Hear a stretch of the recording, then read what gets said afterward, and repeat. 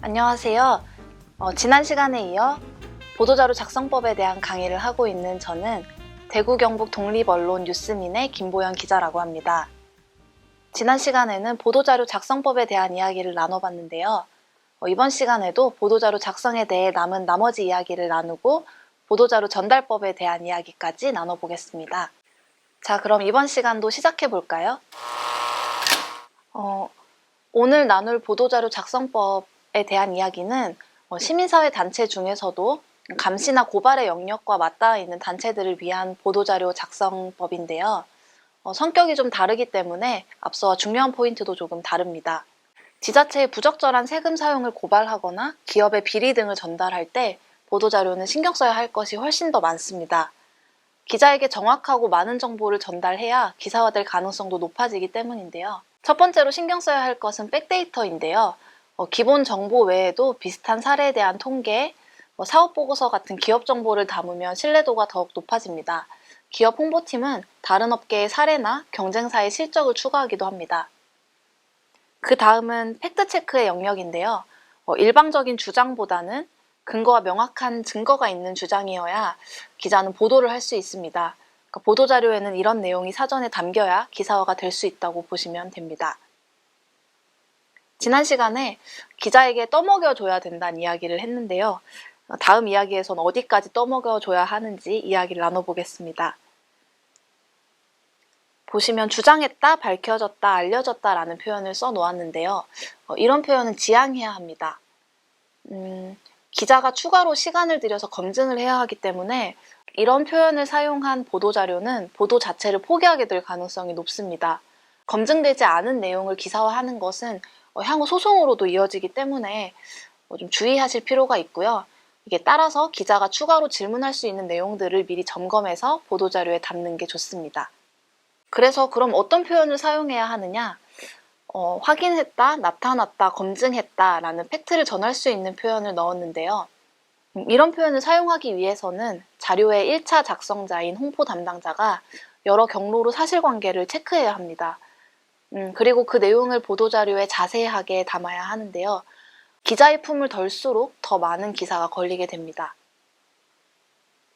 결국에 중요한 건 내 주장에 대한 팩트를 챙기는 일인데요. 기자가 해야 될 일이라고 생각하실 수도 있지만 생각보다 많은 기자들이 일이 너무 많거나 혹은 게으르거나 하기 때문에 자료의 1차 작성자가 충분한 내용을 담을수록 기사가 걸릴 확률도 높아진다고 보시면 되고요. 그랬을 때 어떤 부분을 조금 더 고려하시면 좋은지 4가지로 나눠봤습니다. 중요한 건 내 주장에 대한 팩트를 챙기는 일입니다.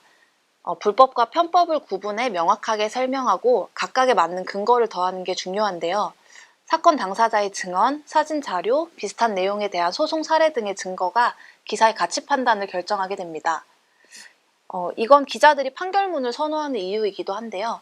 명확한 근거와 날짜, 시간별 사실관계, 당사자와 이해관계자에 대한 기본 정보 같은 게 담겨 있습니다.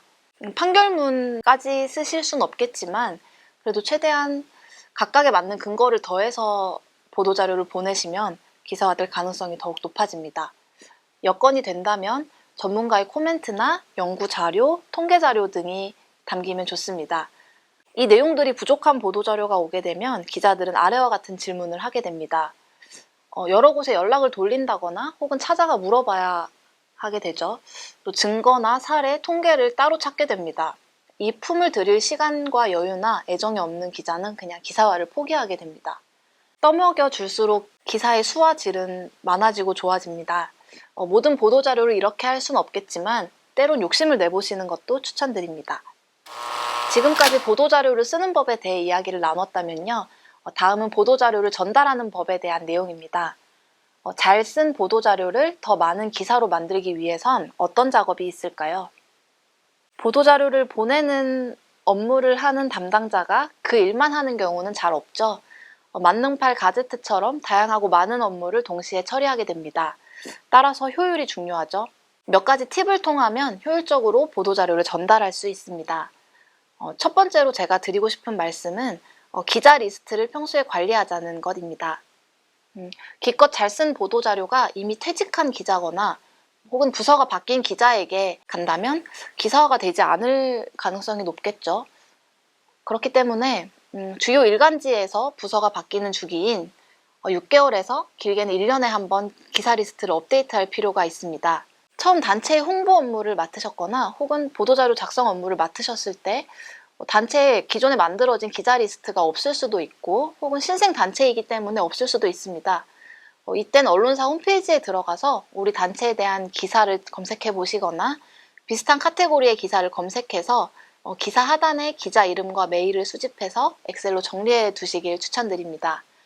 혹은 언론사에 연락해서 메일과 연락처를 받는 방법도 있는데요.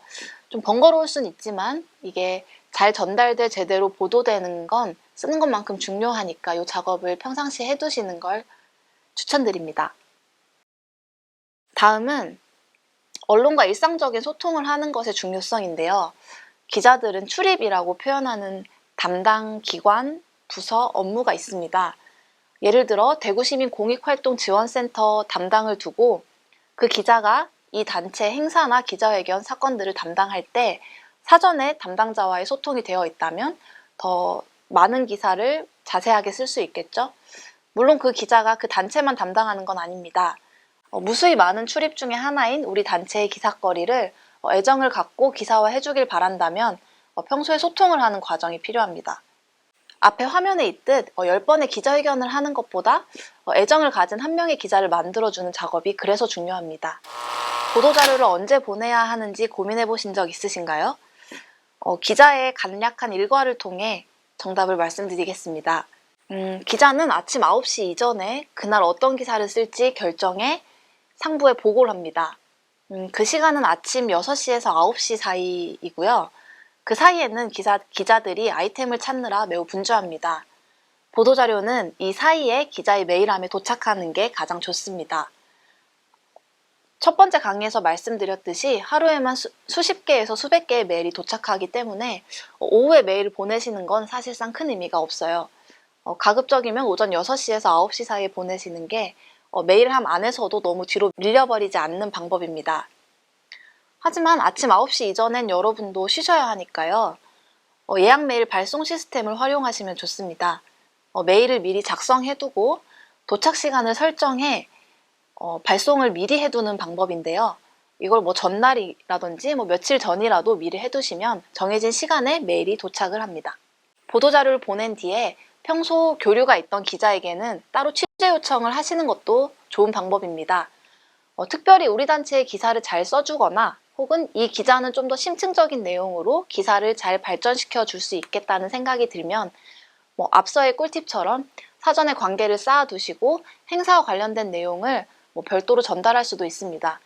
대부분의 기자는 단순히 보도자료를 받고 기사를 쓰는 것보다 담당자, 나아가서는 행사, 사건의 당사자인 취재원과의 소통을 평소에 원하기 때문이죠. 사실 저 같은 경우는 왜 우리 단체 보도자료는 기사가 안 쓰나요? 라는 질문을 받은 적이 있습니다. 바빠서 더 중요한 일이 있어서 같이 여러 핑계가 있겠지만 그때 저는 이렇게 대답을 했습니다. 비슷한 게 너무 많아요.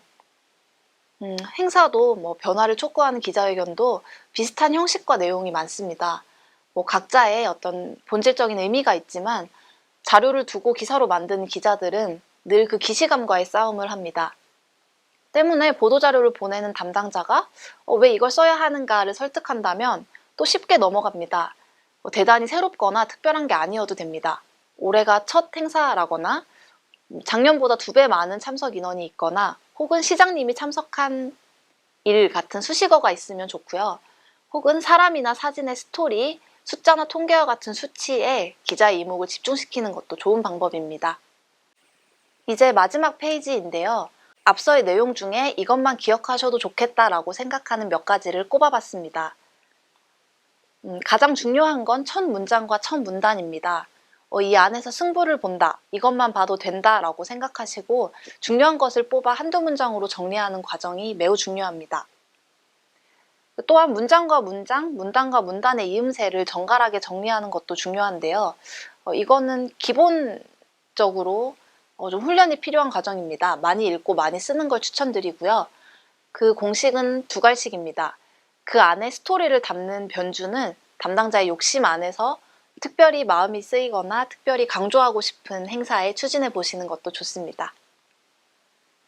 그리고 보도자료는 오전 9시 이전에 도착하는 게 좋습니다. 메일 예약 시스템도 있으니까요. 충분히 활용을 하시면 좋을 것 같고, 또 기자가 이 보도자료를 기사로 왜 써야 하는가를 제목, 첫 문장, 사진으로 설득하는 게 오늘 강의의 핵심입니다. 준비한 것은 여기서 끝이고요. 여러분에게 몇 가지 더 드릴 말씀이 있어서 종이에 적어봤습니다. 글쓰기는 매일 글을 쓰는 기자들에게도 어려운 일이니까요. 쉽게 포기하지 마시고 많이 읽고 많이 쓰는 걸 추천드립니다. 영상에서 보신 것들을 활용하면서 훈련하시는 것이 좋고요. 혹시 보도자료와 관련해서 더 궁금한 게 있으시면요. 뉴스민 홈페이지에서 제 이름을 검색하시고 그 기사 하단에 나오는 메일 주소로 궁금한 부분을 보내주시면 최대한 성실하게 답변하겠습니다. 긴 시간 시청해주셔서 감사합니다.